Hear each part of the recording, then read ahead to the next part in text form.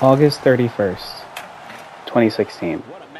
I was in what I was thought to be just an ordinary match on WWE 2K16.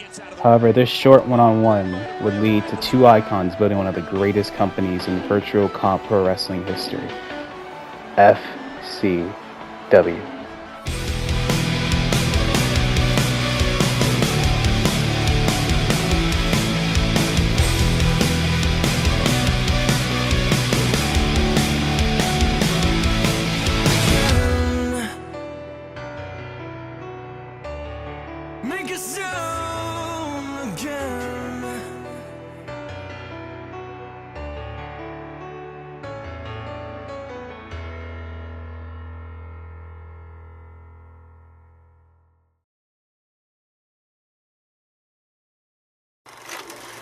During this match, I like that we were both equivalent ranks online, and just like me, he was really great at staying in a match with his lovely kickouts. Yeah, I was in a live match in WWE 2K16 against a random guy online named Sonic Man. Of course, at the time, myself and Kay did not know each other beyond that. I remember thinking throughout the match, I'm like, wow, this guy's good. He's really good. And at the time, we had a league already in place before myself and Kay even spoke. And as the match was going on, I'm like, this guy would be a great fit for the league. I was busy doing other tasks at the time, so I had to keep the match short by just submitting him.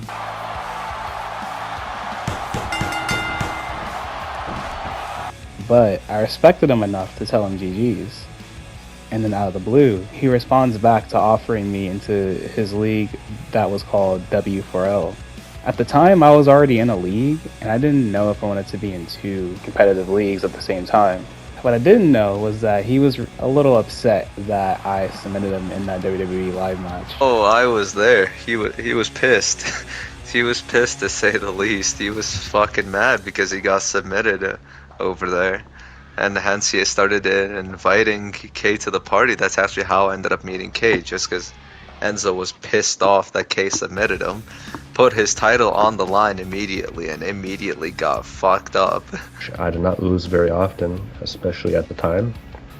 So once that happened, I'm like, okay, this guy's for real. And if I recall correctly, I believe Kay messaged me afterwards, after he submitted me in the match. I said, hey, you want to join our league? Of course, he obliged. And he really just wanted me to be in his league so that I can fight him under his rules. And he even went out of his way to put his Universal Championship on the line against me in what would technically be my debut. And at that point, I was just like, alright, screw it. Let's give it a go. I kind of ran through the rules, and it was mostly just like simple stuff. I mean, I wasn't really one of those guys that would just try to cheese my way through a victory. At least not to the extent where, I'd be called a spammer. But, I'm always a fan of having a great match. I was just really being careful, making sure I didn't do anything banned. And this was obviously a lot more of a back and forth, because the one rule that he put in particular for this match was I can only do one submission per match. So I was really just thinking like, okay, I really need to play my cards right, because I think this was probably my first ever world title shot in any league at that point. I'd only been doing leagues for about 2 months. I had never won a major title or been in a major title match up until this point. In this matchup, once again, he's just kicking out of my finishers left and right. I'm getting a little annoyed, but he was also getting annoyed with me because I kept reversing all of his finishes. I don't think he hit me with a single finisher that entire match. I just kept reversing him over and over and over. Hit him with enough moves. He's drained to death. I think I'm gonna clear for going for this submission. I went for that submission, and it just felt like the pressure of the thought of being a world champion just kept weighing down on me so much. I didn't know if I was gonna be able to pull that submission off. I just kept locking in. I just stayed focused, and eventually, the end is near. Yeah, you're never the same after that accolade is applied. There's no escaping this. And then decided to make another title match for no reason. And then was gonna threaten to strip Kay on the same day he won it anyways, because he was just really pissed off about it. Right after that match, I was just so stoked Like, I was just sitting here shocked thinking, like, holy shit, I just won my first world title in a league. That was really starstruck, because I didn't even know, like, how Enzo, like, played and everything like that, and how, you know, he fought and everything, you know. And I felt like I was on cloud 9 just like that. And I was in this chat, I hit him up, I said GG's, and then he's wanting to immediately put me in a rematch, and this time, you know, no submissions. But at the time, as I said, I was busy doing other things, so I told him, like, I'll be ready in, like, maybe 20 or 30 minutes, because I had to do something real quick. I was maybe, like, 3 or 4 minutes late, and he was talking about, like, stripping me of the championship already, and then I'm ducking him in December 3rd, and I was saying, like, no, I wasn't. And then all of a sudden, a third person got added into this match.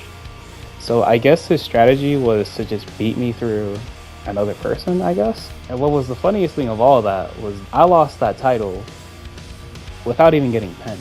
Chuckle was actually supposed to help screw over K, by the way, who was in the triple threat where K ended up losing the title. The funny thing is, though, Chuckle pinned Enzo in the triple threat, and he was even more mad. You would not believe it. Honestly, I cannot recall why Sir Chuckle Pants was added into the match. I guess it's because Kay was late, and I decided to put him in at the time.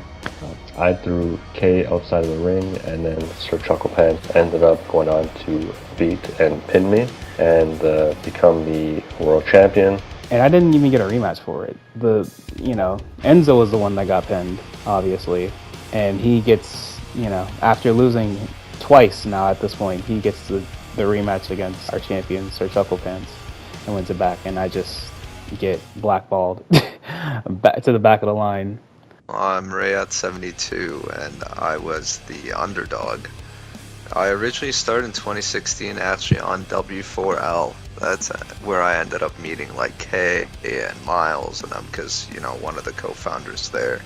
Years later, ended up joining FCW. That one was probably a little more brief, but I was still in there for the early startup days. I was really looked at as a big threat to the entire league, because all of a sudden I'm in this chamber for the other world title, and I just start getting jumped by everyone. I'm just getting spammed with finishers, and I'm just sitting here just thinking, what the fuck is happening? And then we had that chamber match after for a title in which everybody and their nan managed to jump K, and I didn't even have to lift a finger. Everyone just did it, so I just kind of stood back and let it happen.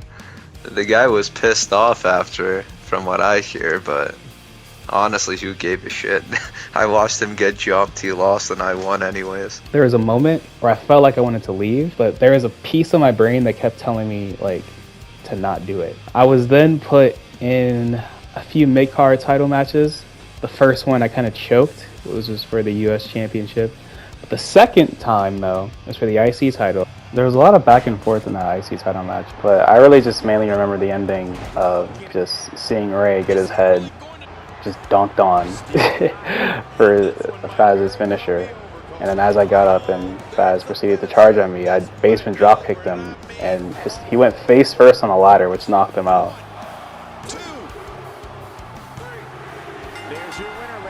I got the pin on Ray to become the new IC champion. Before I was with W4L, the league just mainly consisted of some jobbers, some mid-carders, and then the top 2 stars in the company at the time, which were just Enzo and Ray.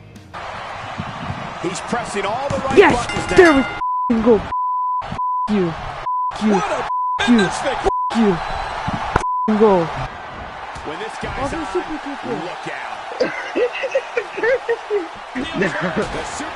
super kick. Is in the books. You're right. This one's as good as over. It's over. That super kick. 1, 2, PRC the jobber. There we go. There's your winner. At the time, the league was not that competitive. We had a couple guys that were pretty decent, but beyond that, the roster, especially at the top end, was pretty small, and the level wasn't the highest at the time. So when I joined it, I felt like it kind of just wrecked their system as far as who was on top.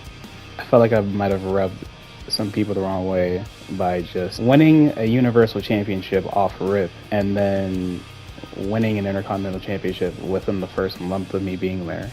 So I can kind of see why they were trying to get me out of there. One of my first feuds outside of Enzo was Ray for the IC title. The first match, I actually kind of just trolled, hit up from Enzo saying like, yo, you should like DQ yourself. So I DQ'd myself.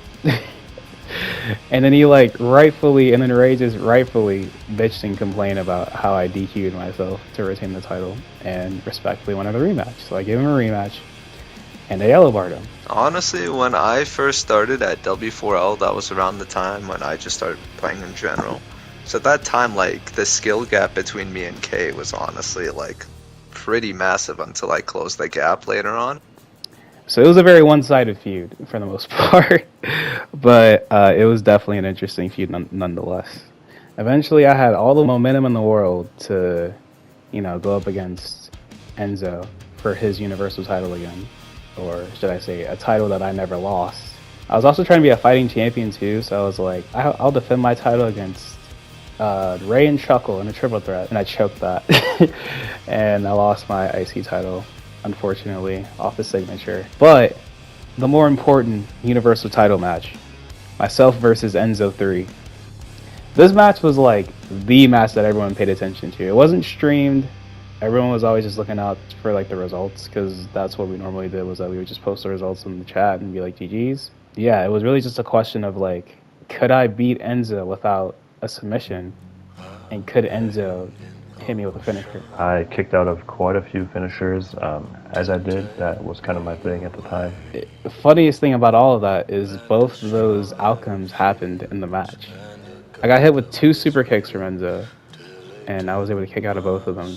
He obviously kicked out of a bunch of my finishers as well. There was, you know, a couple obstacles that I had to deal with, you know, outside of him just being outside the ring, trolling, stalling, and then the game itself lagging. I went outside the ring quite a bit to, you know, buy some time.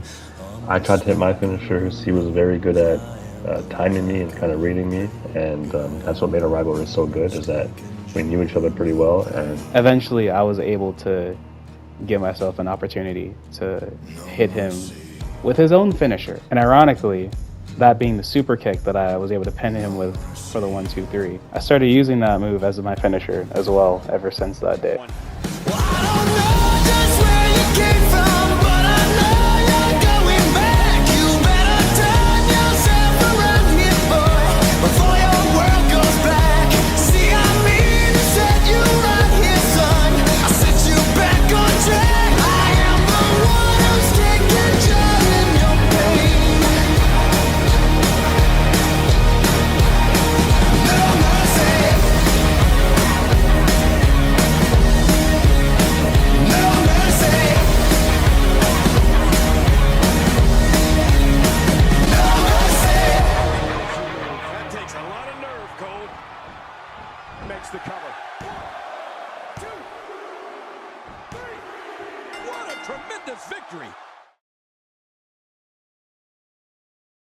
So that's sort of how it ended on 16, and yeah, Kay got the better of me. But when I posted in the chat saying like it's done, everyone was just like, whoa, holy shit, like I can't believe this is happening. And then I believe Enzo left the chat after that. I was just like, okay, sick.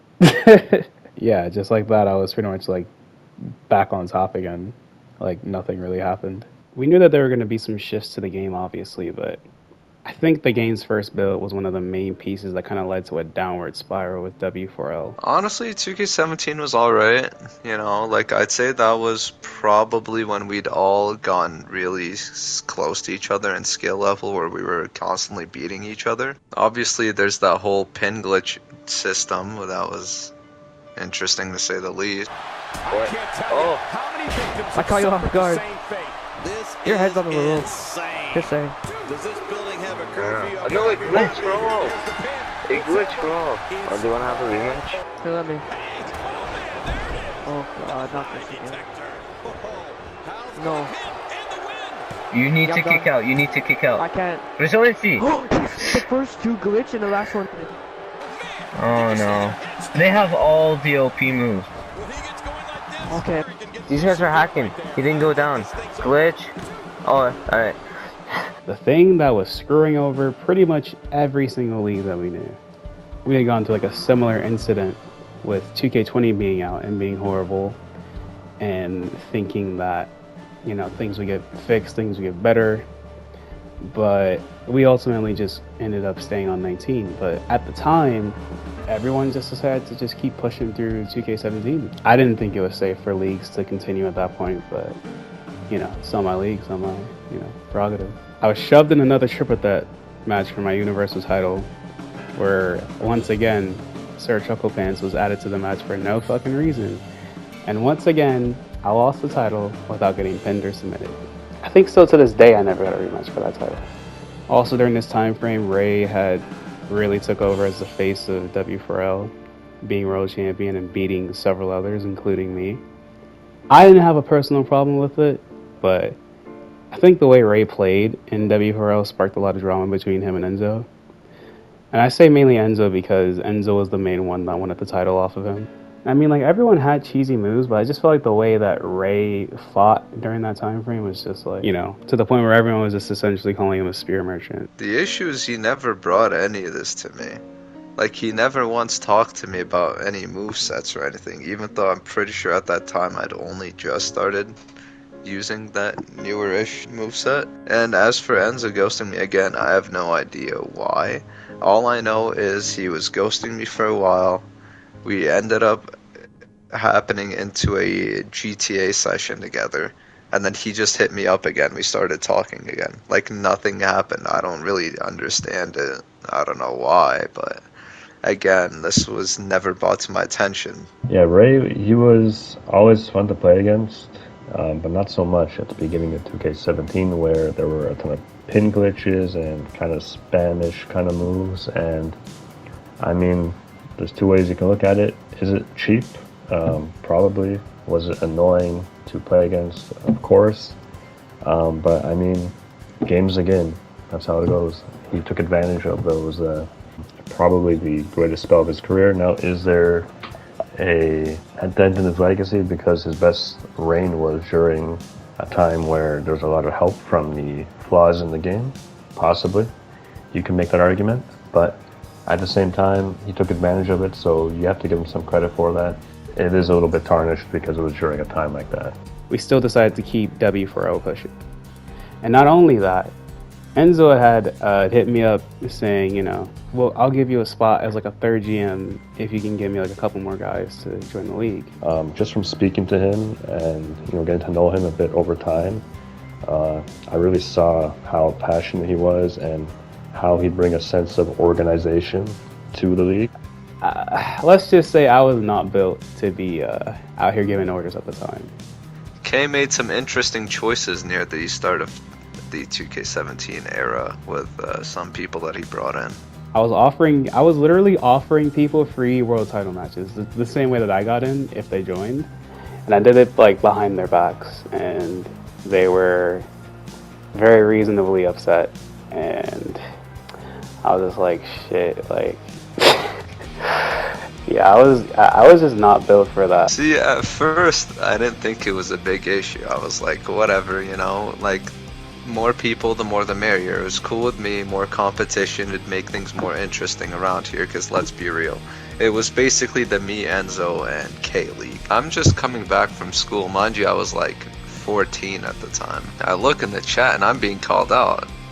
I'm like, I don't really care, like, I'll fight them, I guess, but if they want a title shot, like, they have to earn it. And I just start hearing them saying, I was promised one. I'm like, what is this? Giving him a position of power would be pretty helpful. Now, the beginning of that was a little rough because he was, in a way, doing good because he was growing the league. He was getting more guys in the league. He did so by offering free title matches, which obviously was met with a lot of pushback from myself, Ray. They tell me apparently Kay went out there, told their leader and their second in command or whatever that if they join, they get free title shots against me and Enzo. Now, obviously, me and Enzo were obviously pissed off. We're like, what the fuck did he do? And he did end up getting reprimanded for it. In the end, like, we decided, you know what? Like, let's embarrass these fools. We fought them anyways. They won or defended it and just moved on. What happened afterwards, though, was kind of just very shocking, very out of the blue, and just like still no one knows like the exact details of what happened. The thing is, I honestly felt it was unnecessary, because I don't even understand the full story myself. See, what happened was we were just talking in the party, everything seemed good. I think me and Enzo and Chuckle and someone else, we were all at a match. I had to do something, so I had to go like AFK to like help so-and-so like move out. And I come back to the chat being nuked. I'm raking leaves. I come back, and for whatever reason, there's no more, like, it's imploded. Enzo's gone. I don't know where he's gone. I don't know where Kay went, so I didn't have anyone to talk to. I just come back and I just hear these guys talking about we got approved for a draft, and they're talking about some new GMs. I think Enzo had like a back and forth with like some of the guys that I added, one of them being like named Taffy, and he was just like, I think he just like added a bunch of people, and then he said like, oh, like I'm the new GM, or some other like garbage, and yeah, it's just, everyone just left after that. In a matter of like hours, our chat just died. I don't know what was going on. I don't know how it happened. W4L kind of just died in a way that didn't really need to happen, if you had to ask me. It was very weird. It was such like a sudden like end to the company. You know, I wasn't really sure like where to go at that point, but for whatever reason, there was a lot of tension still between Ray and Enzo like cut off Ray, and Ray kind of just like vanished after that. I think afterwards, Enzo decided to run a new league called PWL, which is Pro Wrestling League. He immediately got like a whole bunch of new guys, and then we had basically just started up a whole new company just off rip. I think it was more so a situation where I wanted a fresh start with new people. I think the other league was kind of getting a little toxic and just packed with randoms, too many randoms, and it was beginning hard to run the actual show. And I think the way that he had a tournament to become the new world champion in W4L was kind of the same way he did it here, which was like 3 1v1 matches. The winner of those 3 1v1s go into a triple threat, which would lead for a world title, in which myself, a guy named Nicholas, and Enzo all qualified to be in that triple threat. And it was me and my relationship with triple threats involving Enzo. You know, people like to talk about how I have these allegations with Miles dick riding this on the third, but every time I'm in a triple threat match with Enzo, I never get pinned. The match back and forth for a while, and towards the end, Nicholas went up for a roll-up on Kay. I then went on to break up the roll-up. Kay was out and recovering outside the ring, so I saw my opportunity. I went in the ring. I ended up hitting him with a spear and pinned him for the 1, 2, 3. Yeah, I wasn't really sure what to do at that point because we were still kind of like trying to recruit people at the same time. Also, while that was going on, I ended up meeting like a bunch of new people. I met Iman through another league that was basically a spam league. You know, I was just shocked at like how broken they wanted their rule set to be. So when I started spamming back and I started doing all these cheesy moves, they were like, whoa, whoa, whoa, whoa, whoa. You can't do that. Like that's cheating. That's spamming. That's blah, blah, blah. Like, you just said there's no rules. So when I first met Kay, it was back in like 2016. We were playing a league. We had a tag match, and the people were spammers in the league, and they were the owners. And we left one day and started up our own league. That's pretty much it. And then we just both said to them, like, go fuck themselves, and we both left.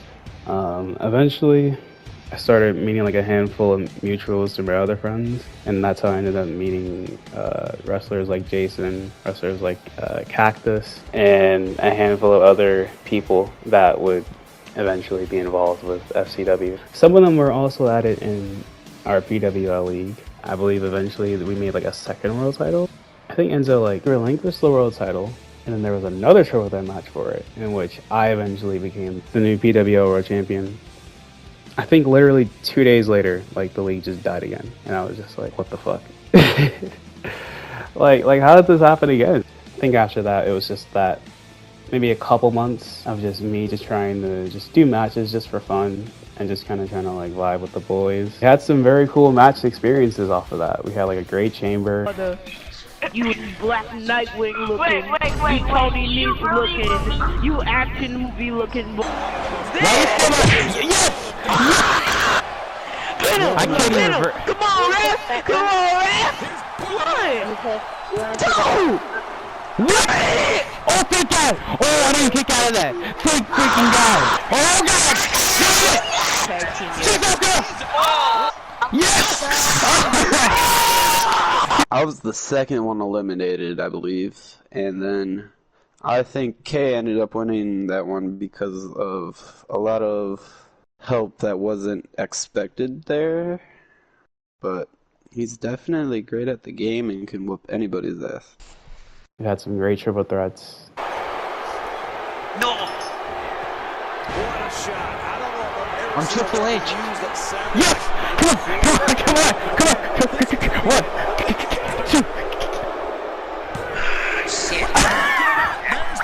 Eventually, a couple months later, in 2017, I had the call from Enzo, and then that's when we started doing business, and as far as like making a new league. He came up with the idea that we should have essentially a draft. So I was given the position to run the red brand. He was given the position to run the blue brand. I had my talents ranging from Sir Henry Francis to Iman to Cactus, Chris Big, etc. Enzo, on the other hand, he had talents like Miles, Ray, Chuckle Pants, and they would be their own group. You know, me and Enzo, we had our differences and everything like that, but being put on his brand, you know, I know I didn't really like him like that, to be honest. He got on my nerves. He was basically like a pet peeve, like a cockroach that, you know, just kept picking at him. It was something. That was when Ray had essentially gotten back into the mix a little bit, and they were back on good terms, at least for the time being, and they would kind of just help run that blue brand. I was sitting here looking at it almost like a competition, because this is the first time I've been given like official like power to really do anything. So I'm just like, yeah, the red brand's gonna kick ass. And I was running Slaughter. Even though I had maybe like 15 people collectively as like a group, we were getting shows done. We were getting them out of the way. And one of the very first things that I had going was I had a triple threat tournament to crown a new FCW World Champion. I was in the match, Henry was in the match, and Cactus was in the match, and we had all three won our respective singles matches, which would then lead to the main event for the FCW World Championship. What we ended up calling our league, we took inspiration from WWE's former developmental show, which is called FCW Florida Championship Wrestling, and we just changed it to Fighting Championship Wrestling. FCW was kind of an attempt to get a little bit more professional, a little cleaner, organized. Although the other leagues weren't, I guess, the best compared to FCW in the quality, I think they were necessary for us to learn to get to the point where we can use everything we learned from the past leagues and then put it into FCW to make it the best possible product. Yeah, essentially, that was what we called it, Fighting Championship Wrestling, and thus FCW was born. So yeah, the main event was myself, Cactus, and Henry. I was, going into that match, I was very nervous. I feel like I've grown a little bit since. Everything's kind of fixed, all the glitches are patched and everything. Yeah, it was a lot of submissions, or like submission back and forth. There was a lot of rolling out of the rings, and it was just like a lot of chaos. But in the end, I was able to get Henry down for the time being while Cactus was out of the ring. And I hit him with my finisher, and that was the match. After winning the world title, I feel like I was on top of the world. Like, I was like the world champion of FCW. Meanwhile, on the blue brand, everyone was still trying to get everything together. There was a chamber that they had. We had a chamber match, and then we were like the last three, and then I think there was a split or something that we decided to do a triple threat. I was actually maybe even had the advantage at the time. And then after, you know, I had a little slip up because, you know, I can't keep beating on both of them forever. And then eventually I get tossed out the ring. Little did I know, Miles had gone AFK. As soon as he comes back, he gets hits with a finisher. And 1, 2, 3, and Enzo's just the new FCW champion. We got a rematch for that title until the guy was already gone. And then I was able to compete for it again. Their pay-per-view was the Elimination Chamber. My pay-per-view was trying to link up with WWE's pay-per-view at the time, Fastlane. So we had our show FCW Fastlane, and the main event was myself versus Iman, and I believe there's a guy named Chaos. But it was like a shorter match, but I kind of just made very quick work of the both of them. And then I made like a #1 contenders match between Chris Big and Correct the Cactus. The vision I had in my head was I wanted to see if we can have maybe Iman versus myself versus Cactus at our first like really big pay-per-view, which would be WrestleMania at the time. That was kind of the vision that I had in my head. And let's just say Cactus, or as I believe he was called at the time, like Caleb Arn, he choked. Chris Big made a huge upset, and he won the match. And then he was added to what would be the triple threat match at our WrestleMania. But I was excited for a challenge regardless. There was definitely like a lot more consistency, I felt like, on the red brand as opposed to the blue brand. Well, for whatever reason, I feel like Enzo is just not capable. I don't think either of them are capable of running a league for a long period of time. And when I say long period of time, I don't even mean like a year. Like I'm saying, I can't see them running a league longer than like maybe 6 weeks. So yeah, there was just a lot like less activity going on in the blue brand, even though there was 2 GMs. Towards the end, there was some burnout on my part.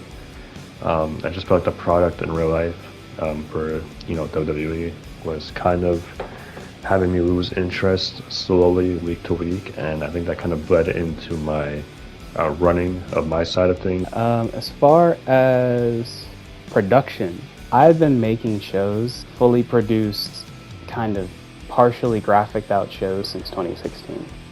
Like early 2016, I used to make like a lot of like shows in universe mode, and I used to do like a lot of just kind of storyline stuff with my friends. But for whatever reason, when I joined FCW, I kind of just like kept it the same way that they had it, where it would just be like a bunch of theme songs in the background, no audio. Yeah, I feel like I kind of just held myself back because I wanted to kind of like operate on like their level, I guess. I didn't know how they would feel about me trying to like make this bigger than like just a little fun competitive league, I guess. I think it was after the Fastlane show, Enzo got very frustrated with how things were running on his side of the bargain as far as the blue brand. We had another conversation, and he essentially was like, all right, we're done with the brand split. We're not splitting anything up anymore. FCW is going to be one unit. And then he hit me up with something that shocked me. He said he wanted to have us have our own custom shows, year-on calendared shows. And I was like, wow. I think that was pretty pivotal in the transition period in FCW because we made it our own. And I think that was, we wanted to make it feel like our own show, have full control, our own creativity. And Kay was so good at being creative, and I think that allowed him to really express creativity in a new way by creating these show names. And I think that's really what helped catapult FCW to what it ended up becoming. The best show, the best league in the community, and I think a big part of that was the creativity behind it. And this was something that I also used to do for like my kind of universe mode between like 2013 to early 2017. He assigned me to was just like making custom pay-per-views for the time being. That was when the show Sunday Night Slaughter was official. That was when Sunday Night Slaughter was born. We came up with this idea of Friday Night Fight, which is what it was called at the time. And one of the very first shows, I made like a list of pay-per-views that we had that kind of, not like a direct copycat of like WWE's pay-per-views, but like something similar enough to where it's just like its own thing. One of the very first shows was for WrestleMania. One of my inspirations for thinking of like an alternative name for WrestleMania, like it's looked at as like the be-all end-all. I think I was just looking at speeches. One of my inspirations for coming up with the name Mountaintop was I was looking at Martin Luther King's final speech, and one of the very last things he said was that we've got some difficult days ahead, but it really doesn't matter with me now because I've been to the mountaintop. And the phrase Mountaintop, I felt like that word just represented what WrestleMania was to me. I feel like everyone, years past, they'd have their own names. And this is no disrespect, but like I felt like it was a trend to have a league name just kind of just be for a WrestleMania. It would be like insert league name Mania. that would kind of just be like the trend. I feel like back then I managed to just branch out. So as Mountaintop was coming around, I had like a handful of match cards ready.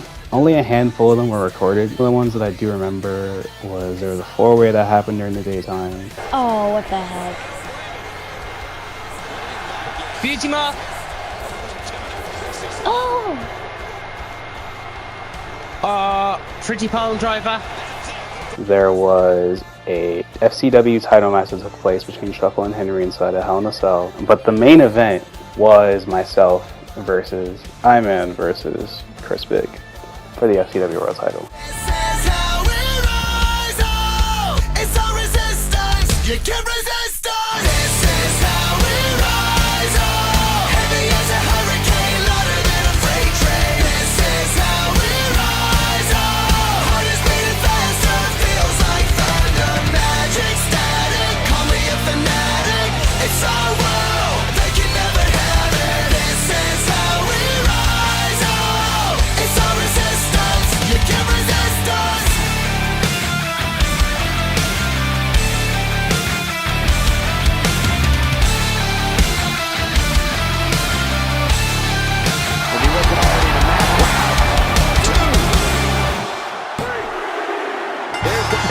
It's over. It's all over.